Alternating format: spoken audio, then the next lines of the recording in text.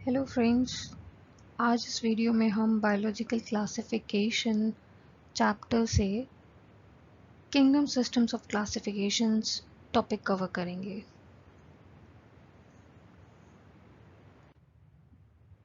तो फर्स्टली जो सबसे पहला किंगडम ऑफ क्लासिफिकेशन है वो है टू किंगडम क्लासिफिकेशन, जो कि दिया था लीनियस ने।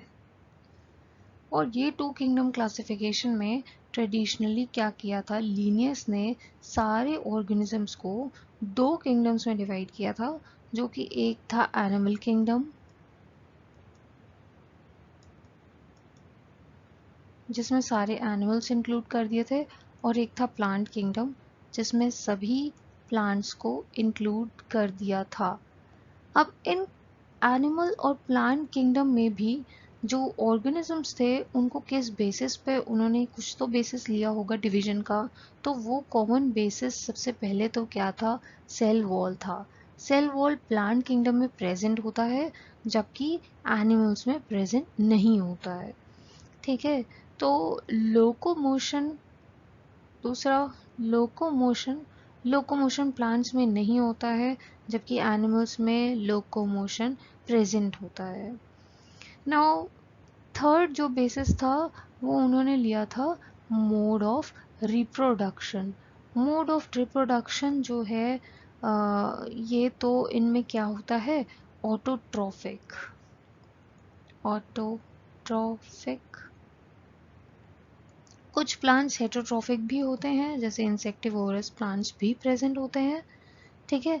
और जबकि एनिमल्स में जो है ये जो है होलोजोइक, हेटेरोट्रॉफिक, ये सारा न्यूट्रिशन जो है, मोड ऑफ न्यूट्रिशन प्रेजेंट होता है एनिमल किंगडम में। ठीक है। देन उसके बाद अगर रिस्पॉन्स टू स्टिमुलस की बात की जाए, तो रिस्पॉन्स टू स्टिमुलस, वो भी एक्सटर्नल स्टिमुलस की हम बात कर रहे हैं, राइट। रिस्पॉन्स टू स्टिमुलस, तो ये एनिमल्स में प्रेजेंट होता है, जबकि प्लांट्स में ये एब्सेंट होता है। ठीक है। देन लास्ट जो इन्होंने कॉन्ट्रेक्टाइल सिस्टम की बात की थी, इन्होंने कहा था कि कॉन्ट्रेक्टाइल सिस्टम जो है वो एनिमल्स में जो है प्रेजेंट होता है, जबकि प्लांट्स में एब्सेंट होता है। तो ये कुछ बेसिस उन्होंने लिए थे। कुछ एक्सेप्शन भी था इसमें कि कॉन्ट्रेक्टाइल सिस्टम क्योंकि कुछ में प्रेजेंट भी होता था, जैसे क्लमाइडोमोनास में कॉन्ट्रेक्टाइल सिस्टम प्रेजेंट होता है, एंड यूग्लिना में भी कॉन्ट्रेक्टाइल सिस्टम होता है, डाई एटम्स में भी होते हैं। तो कुछ डिफरेंसेस भी थे इस इनके बेसिस ऑफ क्लासिफिकेशन में। बाकी हर क्लासिफिकेशन में जैसे कुछ शॉर्टकमिंग्स होती हैं, तो वैसे ही इनके क्लासिफिकेशन सिस्टम के भी कुछ शॉर्टकमिंग्स थे। और वो शॉर्टकमिंग्स कुछ इस तरीके से थे कि सबसे पहले तो इन्होंने डिस्टिंग्विश ही नहीं किया था यूकैरियोटिक और प्रोकैरियोटिक के बीच में। इन्होंने किसके बीच में डिस्टिंग्विश नहीं किया था, इन्होंने यूकैरियोटिक ऑर्गेनिजम्स एंड प्रोकैरियोटिक के बीच में कोई डिफरेंस नहीं बताया था। देन उसके बाद उन्होंने यूनिसेल्ड मल्टी सेलुलर ऑर्गेनिजम्स के बारे में कोई डिफरेंस नहीं दिया था, इन्होंने डिफरेंशिएट नहीं किया था इनके बीच में, एंड मल्टी सेल्ड। देन उसके बाद इन्होंने photosynthetic and non photosynthetic organisms के बीच में भी डिफरेंस नहीं दिया था। ठीक है। एंड जो है इन्होंने कुछ ऑर्गेनिजम्स जैसे कुछ थे, जैसे क्लैमाइडोमोनास यूग्लिना हो गए, इन्होंने उनको, और स्लाइम मोल्ड्स भी हो गए, इन्होंने जो है ये बताया कि इनमें कुछ कॉमन कैरेक्टर्स होते हैं प्लांट्स और एनिमल्स दोनों के ही। तो कोई जगह ये बता नहीं पा रहे थे एज टू कि हम किस किंगडम में इनको प्लेस करें। ठीक है। तो ये कुछ शॉर्ट कमिंग्स थी किसकी, टू किंगडम क्लासिफिकेशन सिस्टम की।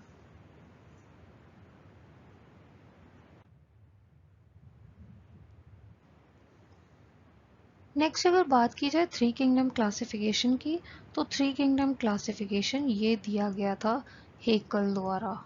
हेकल ने थ्री किंगडम क्लासिफिकेशन दिया था और इन्होंने ये सजेस्ट किया था कि भाई एनिमल और प्लांट किंगडम के अलावा हम जो है कुछ यूनिसेलुलर ऑर्गेनिजम्स या माइक्रो ऑर्गेनिजम्स को प्लेस भी कर सकते हैं। वो भी कौन से किंगडम में? प्रोटिस्टा। ठीक है, तो इनमें जो है, और इनमें इन्होंने कुछ वैरायटी डाली थी ऑर्गेनिजम्स की, जैसे वो ऑर्गेनिजम्स जो ज़्यादातर क्या थे, एक्वेटिक यूकेरियोट्स थे, जैसे कि फंजाई हो गया, फंजाई है ना, एंड जैसे कि प्रोटोजोआ हो गया, जैसे कि एल्गी हो गए, bacteria and slime mould also. तो ये सारे ही इन्होंने किस में प्लेस कर दिया था, हेगल ने? प्रोटेस्टा के अंडर। ठीक है, तो थ्री किंगडम इनके जो क्लासिफिकेशन था उसमें कौन कौन सा किंगडम था? एक तो प्लांटे था, देन उसके बाद Protista, and then most complex जो कि था Animalia. Right, now next kingdom classification की बात की जाए तो वो है fourth kingdom classification. Fourth kingdom classification जो है दिया था कोपलैंड ने। तो कोपलैंड कोपलैंड तो कोपलैंड ने चार किंगडम जो बताए थे उसमें इन्होंने अब क्या कर दिया था, फोर्थ किंगडम जो है इन्होंने मोनेरा भी ऐड कर दिया था। राइट, और कोपलैंड ने इसको सबसे पहले नाम दिया था माइकोटा। इनिशियली इन्होंने माइकोटा जो है पहले तो एक किंगडम किया था इंक्लूड, लेकिन फिर उसके बाद इन्होंने इसको मोनेरा बुलाया था। मोनेरा एक्चुअली में इन्होंने नहीं बुलाया था, इन्होंने मोनेरा सजेस्ट तो इन्होंने माइकोटा ही बताया था, लेकिन मोनेरा जो ये जो टर्म है किंगडम का, ये डोहर्टी और एलन ने दिया था। डोहर्टी एंड एलन, इन्होंने सजेस्ट किया था ये नाम। और किंगडम मोनेरा में ज़्यादातर क्या थे, प्रोकैरियोट्स, मतलब ज़्यादातर नहीं, प्रोकैरियोटिक ऑर्गेनिजम्स ही थे इसमें मोस्टली इंक्लूडेड। ये स्पेशली प्रोकैरियोटिक ऑर्गेनिजम्स के लिए ही ये ग्रुप बनाया गया था, जिसमें क्या था, जिसमें यू बैक्टीरिया इंक्लूडेड थे, आर्की बैक्टीरिया इंक्लूडेड थे। और ये आर्की यू बैक्टीरिया में क्या क्या प्रेजेंट थे, क्या क्या इंक्लूडेड थे साइनोबैक्टीरिया इंक्लूड किया गया था, एंड जिसको आज के टाइम में ब्लू ग्रीन एल्गी भी कहते हैं। राइट, साइनोबैक्टीरिया को हम ब्लू ग्रीन एल्गी भी कहते हैं। और साथ ही साथ जो है कुछ फिलामेंटस बैक्टीरिया को भी इन्होंने इंक्लूड कर दिया था मोनेरा ही किंगडम में। ठीक है, देन उसके बाद जो है आया fifth kingdom of classification. Now fifth kingdom of classification की अगर बात की जाए तो एनसीईआरटी में और साथ ही साथ में मोस्ट एक्सेप्टेड जो सिस्टम ऑफ क्लासिफिकेशन है जो कि दिया गया था आर.एच. विटेकर ने। ठीक है, नाउ आर.एच. विटेकर ने जो है फाइव किंगडम क्लासिफिकेशन जो नेम किए थे, सबसे पहला जिसमें था वो था मोनेरा। देन उसके बाद नेक्स्ट जो था वो इन्होंने बताया था प्रोटेस्टा। नेक्स्ट जो किंगडम था वो था फंजाई का। उसके बाद इन्होंने फोर्थ किंगडम था प्लांटे, एंड जो फिफ्थ किंगडम ऑफ क्लासिफिकेशन इन्होंने बताया था वो था एनिमल्स का या एनिमेलिया।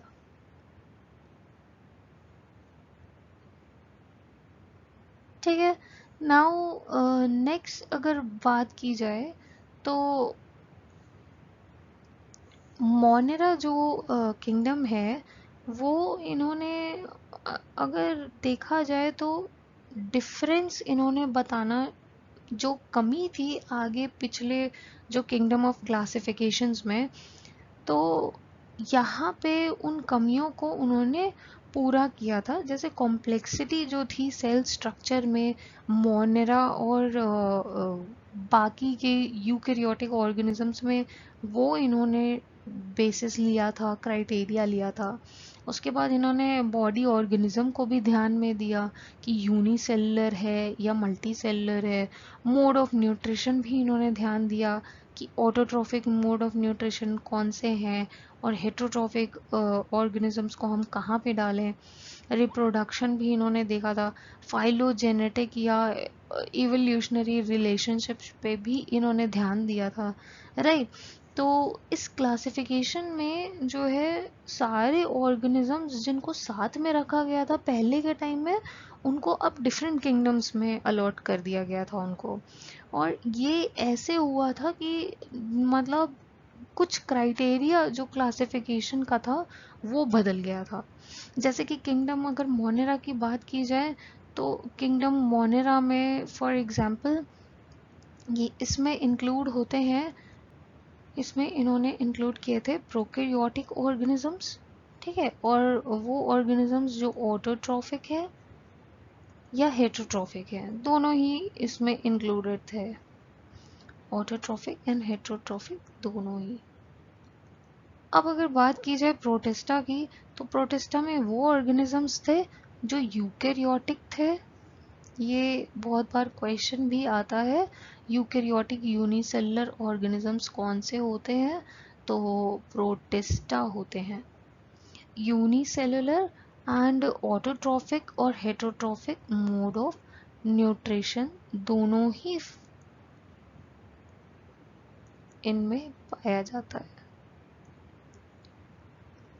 नेक्स्ट अगर बात की जाए फंजाई की, तो फंजाई में उन्होंने जितने भी यूकैरियोटिक ऑर्गेनिजम्स थे, जो कि यूकैरियोटिक थे ऑर्गेनिजम्स, प्लस यहाँ पे प्रोटिस्टा से डिफरेंट थे। अब देखिए यहाँ पे प्रोटिस्टा में यूनिसेलुलर ऑर्गेनिजम्स को रखे गए थे, तो फिर जो यूकैरियोटिक होते हैं और मल्टी सेलुलर होते हैं उनको हम कहाँ प्लेस करें, तो उन्होंने एक अलग सेपरेट किंगडम बना दिया था और उसे इन्होंने फंजाई का नाम दे दिया था। और इनमें एक बहुत अच्छी खासियत पाई गई थी, वो था कि, और बाकी इनमें भी autotrophic heterotrophic mode of nutrition पाया जाता था, बट इन नहीं सॉरी ऑटोट्रॉफिक नहीं पाया जाता था, हेटरोट्रॉफिक ही केवल प्रेजेंट होता था फंजाई में।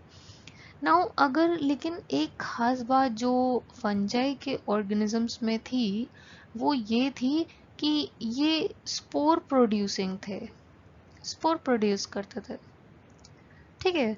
नाउ प्लांटी किंगडम में क्या खासियत थी, या प्लांटी को मेटाफाइटा भी कहते हैं, एंड इसमें जो है मल्टी सेलुलर, कुछ यूनिसेलुलर भी थे, मल्टी सेलुलर कुछ यूनिसेलुलर भी थे, एंड फोटोसिंथेटिक ऑर्गेनिजम्स थे, ठीक है, यानी फोटोसिंथेटिक, ठीक है, एंड साथ ही साथ में ये लैंड पे भी पाए जाते थे, एक्वेटिक भी होते थे, और इनका जो मोड ऑफ न्यूट्रिशन था वो photo autotrophic mode of nutrition था, राइट।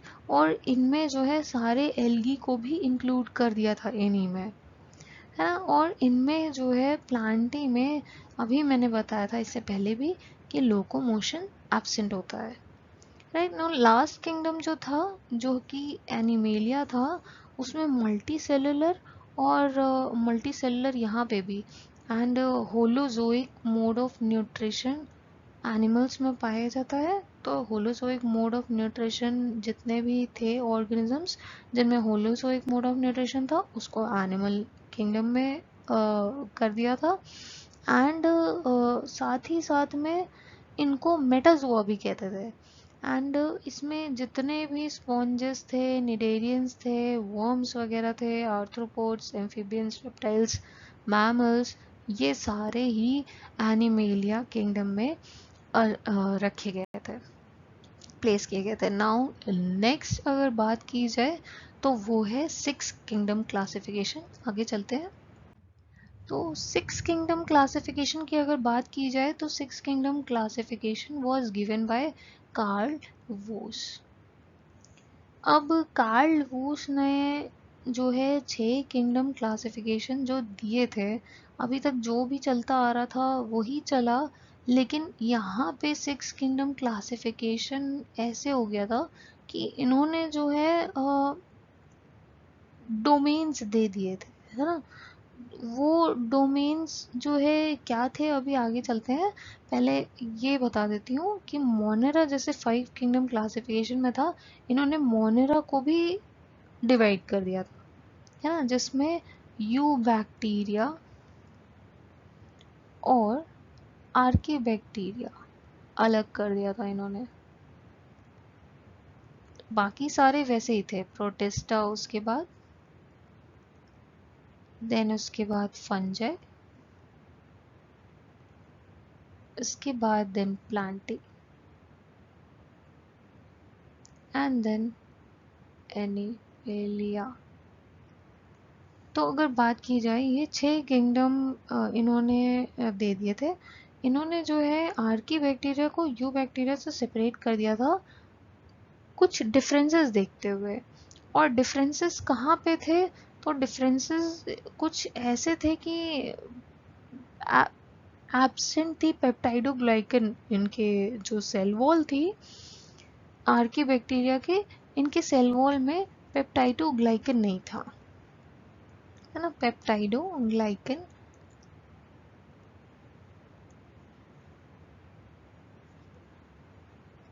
पेप्टाइडोग्लाइकन जो है ये एब्सेंट था। एंड जो है तो भाई क्या मतलब प्रेजेंट था इनकी मेम्ब्रेन में, होता क्या था, तो फॉस्फोलिपिड बाइलेयर पाई जाती थी इनके जो जो भी मतलब सेल वॉल थी।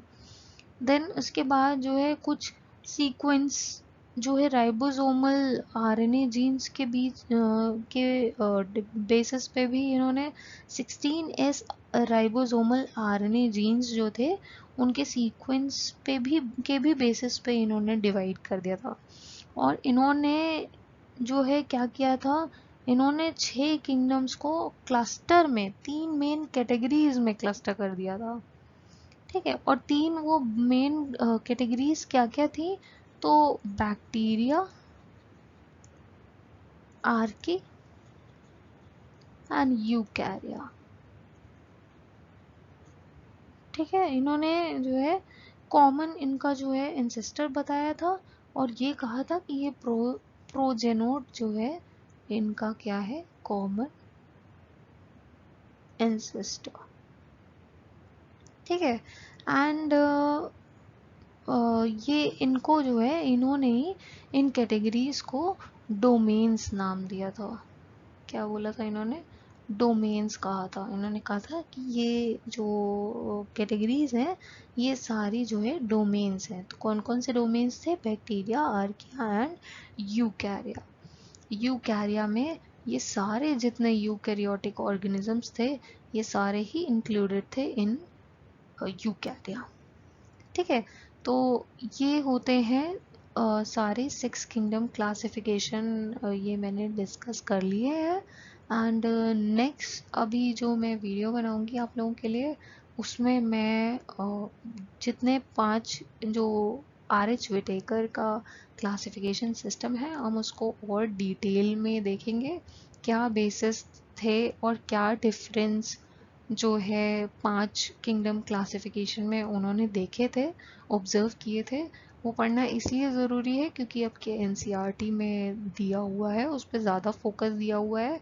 सिर्फ 2 किंगडम क्लासिफिकेशन का डिस्कशन किया है या लिखा हुआ है NCERT में, वो है 2 kingdom classification and the 5 kingdom classification जो कि दिया गया था RH विटेकर के द्वारा। तो हम RH विटेकर का क्लासिफिकेशन एक अलग वीडियो में देखेंगे। एंड आज के लिए इतना ही। Thank you so much. Hit like, share और press the bell icon to subscribe.